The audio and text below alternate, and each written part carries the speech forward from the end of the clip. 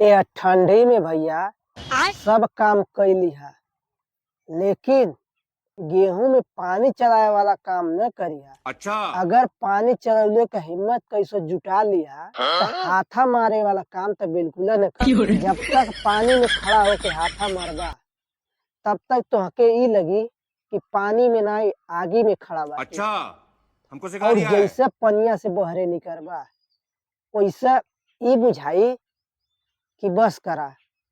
कुल्लू मनाली और शिमला तोरे खेतवा में बा, कितना सांसद और पता नहीं इके हाथा मरने वाला सिस्टम बता गई। अपने तो मर गई, लेकिन हमन जैसन मनइन के जीव के बेज पाल गई।